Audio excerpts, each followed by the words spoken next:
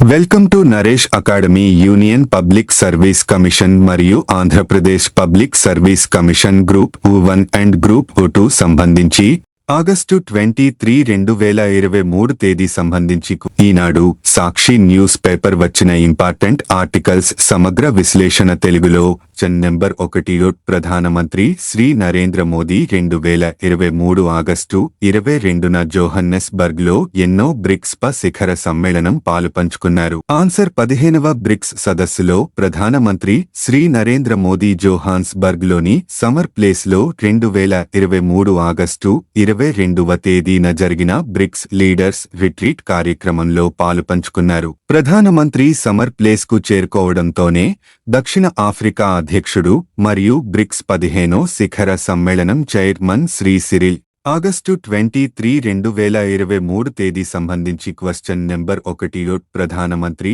Shri Narendra Modi 2023 August 22న Johannesburg లో ఎన్నో బ్రిక్స్ శిఖర సమ్మేళనం పాలుపంచుకున్నారు. ఆన్సర్ 15వ బ్రిక్స్ సదస్సులో ప్రధానమంత్రి శ్రీ నరేంద్ర మోదీ జోహాన్స్బర్గ్ లోని సమర్ ప్లేస్ లో 2023 ఆగస్టు 22వ తేదీన జరిగిన బ్రిక్స్ లీడర్స్ రిట్రీట్ కార్యక్రమంలో పాలుపంచుకున్నారు. ప్రధానమంత్రి సమర్ ప్లేస్ కు చేరుకోవడంతోనే దక్షిణ ఆఫ్రికా అధ్యక్షుడు మరియు బ్రిక్స్ 15వ శిఖర సమ్మేళనం చైర్మన్ శ్రీ సిరిల్ భారత అభివృద్ధి ప్రయాణంలో భాగస్వాములు కావాలని బ్రిక్స్ బిజినెస్ లీడర్స్ ను ప్రధానమంత్రి ఆహ్వానించారు.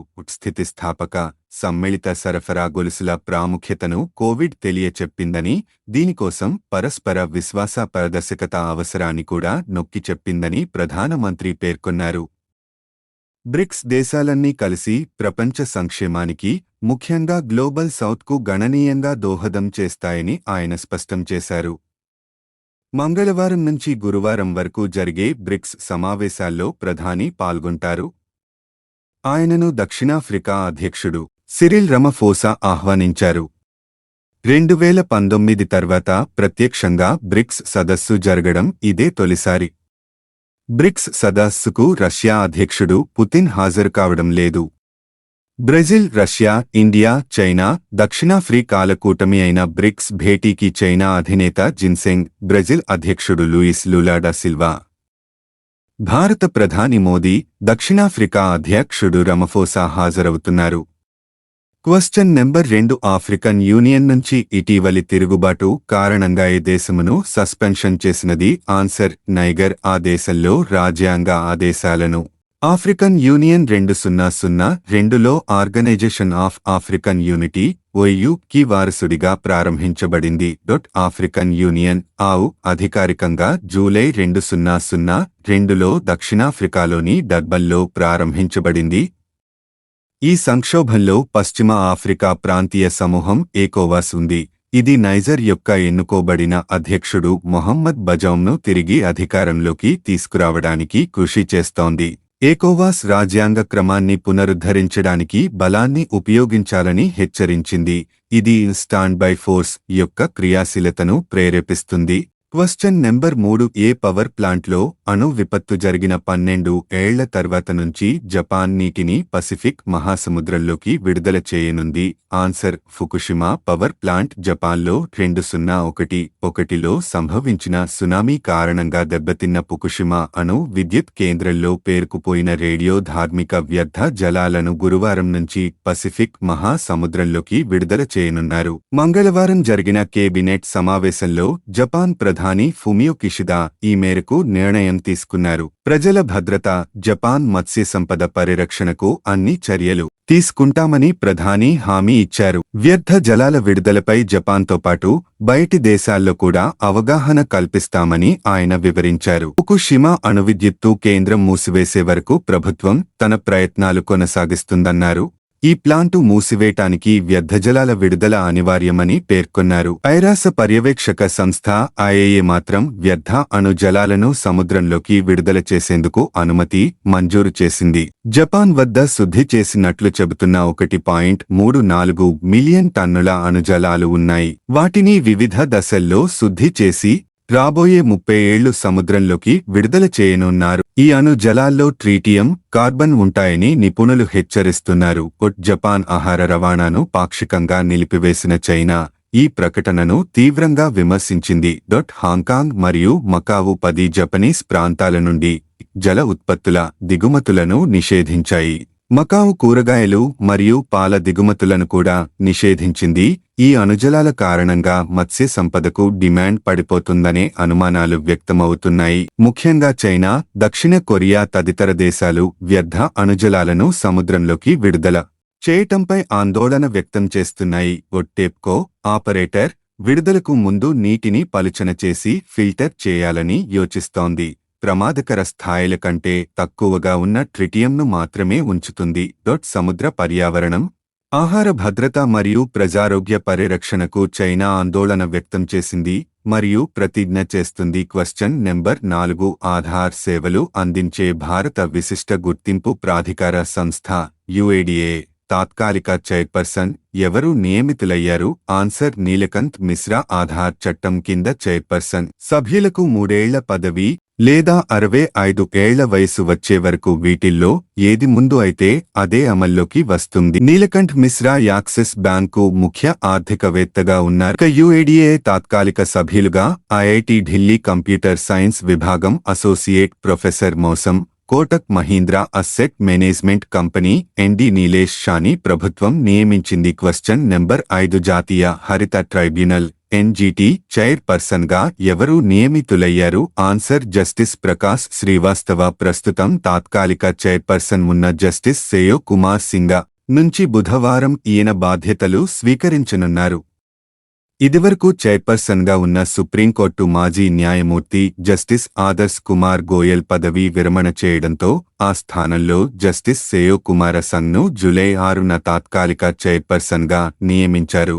మార్చి 1961 జన్మించిన జస్టిస్ శ్రీవాస్తవ 1987లో న్యాయవాదిగా వృత్తి జీవితం ప్రారంభించి సుప్రీంకోర్టులో ప్రాక్టీసు కొనసాగించారు. జనవరి 2008-18న మధ్యప్రదేశ్ హైకోర్టుకు అదనపు న్యాయమూర్తిగా, జనవరి 2010-15న శాశ్వత న్యాయమూర్తిగా నియమితులయ్యారు. 2021 అక్టోబర్ 11 నుంచి 2023 మార్చి 30 వరకు కోల్కతా హైకోర్టు ప్రధాన న్యాయమూర్తిగా పనిచేసి పదవీ విరమణ పొందారు. క్వశ్చన్ నెంబర్ 6 భారత ఎన్నికల సంఘం ఈసీ ప్రచారానికి నేషనల్ ఐకాన్గా నియమితులయ్యారు.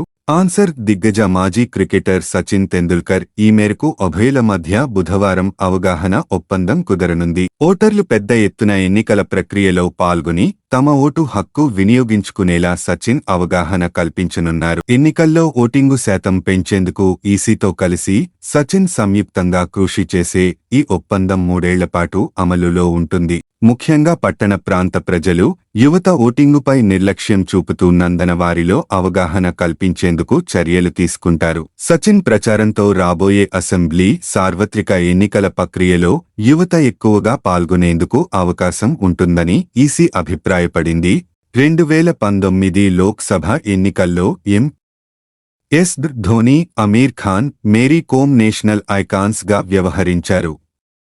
94.5 కోట్లకు చేరిన ఓటర్ల సంఖ్య. ఈ దేశంలో ఓటర్ల సంఖ్య 94.50 కోట్లకు చేరిందని ఈసీ ఇటీవల ప్రకటించింది. 1971లో మొదటిసారి జరిగిన సార్వత్రిక ఎన్నికలప్పుడు నమోదైన ఓటర్లతో 17.32 కోట్లు పోలిస్తే ప్రస్తుతం ఓటర్ల సంఖ్య 5-6 రెట్లు పెరిగింది. 140 కోట్లకు పైగా జనాభా ఉన్న దేశంలో ఈ ఏడాది జనవరి 1 నాటికి 94,50,25,694 మంది ఓటర్లుగా తమ పేర్లను నమోదు చేసుకున్నారు. క్వశ్చన్ నెంబర్ 7 గ్లోబల్ ఎన్యాప్ తరహాలో దేశీయ కార్లలో ప్రయాణికుల భద్రతా ప్రమాణాలను పరీక్షించి సేఫ్టీ రేటింగ్ ఇచ్చే కొత్త విధానం భారత్ ఎన్క్యాప్ను కేంద్ర మంత్రి నితిన్ గడ్కరీ మంగళవారం ప్రకటించారు. ఈ విధానం ఎప్పటి అందుబాటులోకి రానుంది నుంచి?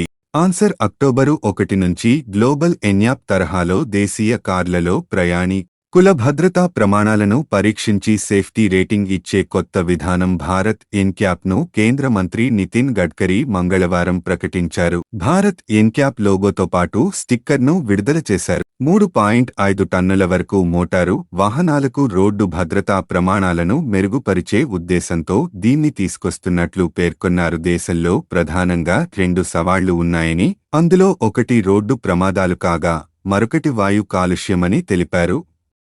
ప్రతి ఏడాది సుమారు 5 లక్షల ప్రమాదాలు చోటు చేసుకుంటుండగా 1.5 లక్షల మంది ప్రాణాల కోల్పోతున్నారని వివరించారు. రోడ్డు ప్రమాదాల్లో మరణాల శాతాన్ని తగ్గించడంతో పాటు వినియోగదారులకు సురక్షితమైన కార్లను అందించాలనే లక్ష్యంతో భారత్ ఎన్క్యాప్ను తీసుకొచ్చినట్లు మంత్రి వివరించారు. క్రాష్ టెస్టుకు ఖర్చు తగ్గుతుంది.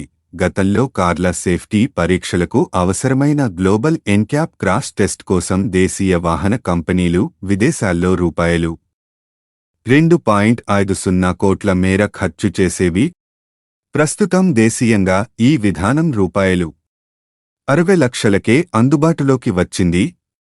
దీనివల్ల దేశీయ వాహన తయారీ సంస్థలకు క్రాష్ టెస్ట్కు అయ్యే ఖర్చు తగ్గుతుంది.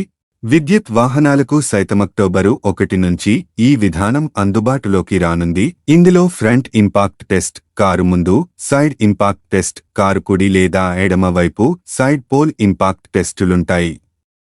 ఇప్పటికే భారత్ ఎన్క్యాప్ విధానం ద్వారా పరీక్షించుకునేందుకు దేశీయ కార్ల తయారీ సంస్థలు 30కి పైగా కార్లను అందించాయి. ఇది పూర్తి స్థాయిలో పనిచేయడం ప్రారంభమైన తర్వాత పెట్రోలు, డీజిల్ వాహనాలతో పాటు విద్యుత్ వాహనాలకు సైతం భద్రతా పరీక్షలు నిర్వహించి రేటింగ్ ఇవ్వనున్నారు.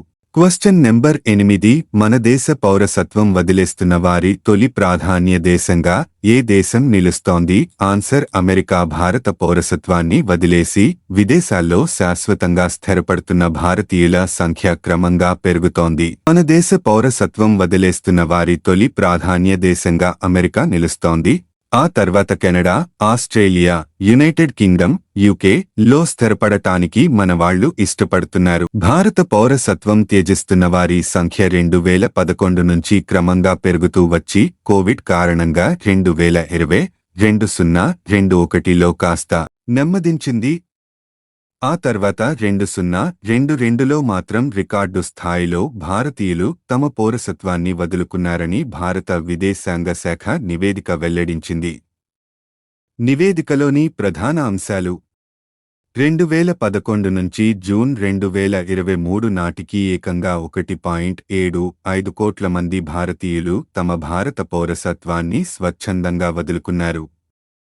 భారత పౌరసత్వాన్ని వదులుకున్న వారి సంఖ్య 2022లో 22.56 లక్షల మంది భారత పౌరసత్వాన్ని విడిచిపెట్టారు. దశాబ్దంలోనే ఇది అత్యధికం.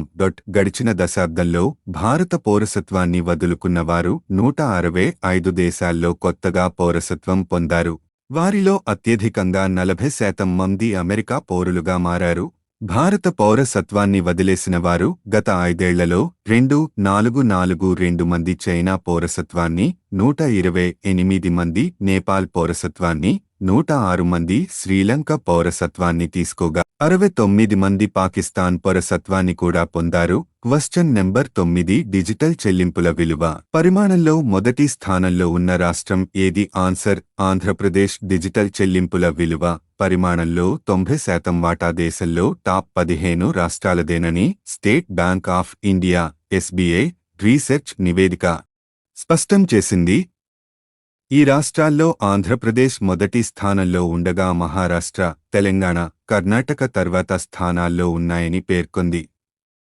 ఈ రాష్ట్రాల్లో సగటు డిజిటల్ చెల్లింపుల పరిమాణం రూ. 2,000 నుంచి రూ. 2,200 వరకు ఉందని తెలిపింది.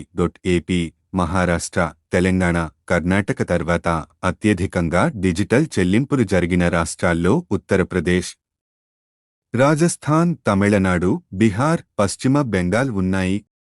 ఈ రాష్ట్రాల్లో సగటు డిజిటల్ చెల్లింపుల పరిమాణం రూ. 1,800 నుంచి రూ. 2,000 వరకు ఉంది.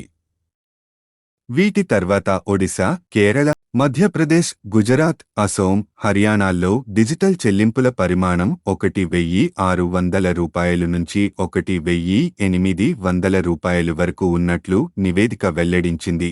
డిజిటల్ చెల్లింపుల్లో దేశంలోనే మొదటి స్థానంలో ఉన్న ఆంధ్రప్రదేశ్ వాటా 8.12% ఉందని నివేదిక పేర్కొంది. దేశంలో జిల్లాల వారీగా యూపీఐ డిజిటల్ చెల్లింపుల పరిమాణం విలువల్లో టాప్ 100 జిల్లాలే 45% వాటా కలిగి ఉన్నట్లు తేలింది. రూ.2000 నోట్ల ఉపసంహరణ యూపీఐ చెల్లింపులపై ఎటువంటి ప్రభావం చూపలేదని నివేదిక విశ్లేషించింది. డిజిటల్ చెల్లింపులు కేవలం మెట్రో నగరాలకే పరిమితం కాలేదని, గ్రామీణ, సెమీ అర్బన్ ప్రాంతాలు కూడా ఆశ్చర్యకరంగా 60% వాటాను కలిగి ఉన్నట్లు వెల్లడించింది. క్వశ్చన్ నెంబర్ 10 దేశంలో టమాటా ఉత్పత్తిలో ఆంధ్రప్రదేశ్ ఎన్నో స్థానంలో నిలిచింది? ఆన్సర్: 3వ స్థానం. రాష్ట్రంలో 2022-23లో 23.37 లక్షల మెట్రిక్ టన్నుల టమాటాలు ఉత్పత్తి అయ్యాయి. దీంతో దేశం మొత్తం టమాటా ఉత్పత్తిలో రాష్ట్రం వాటా 11.30% నమోదైంది. ఈ మేరకు ఇటీవల టమాటా ధరల పెరుగుదలకు కారణాలు, సమస్యలపై నాబార్డు మంగళవారం నివేదికను విడుదల చేసింది. ప్రధానంగా దేశంలో టమాటాలు ఎక్కువగా పండించే రాష్ట్రాల్లో 2022-23లో ఉత్పత్తి భారీగా తగ్గిందని నివేదిక తెలిపింది.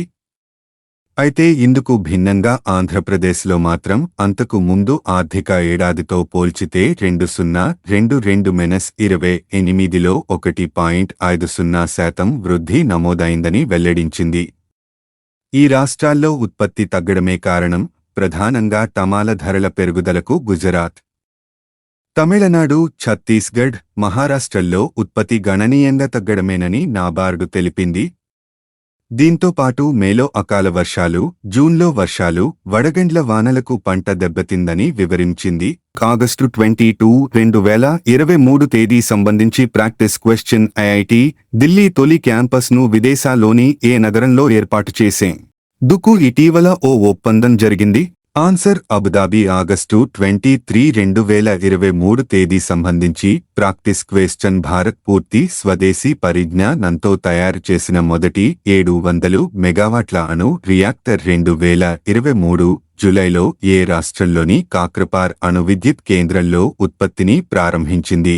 ఆన్సర్ కామెంట్ చేయండి. నెక్స్ట్ వీడియోలో ఆన్సర్ చూద్దాం. Please like, share, comment, subscribe my YouTube channel @Naresh Academy 5509. Thank you one and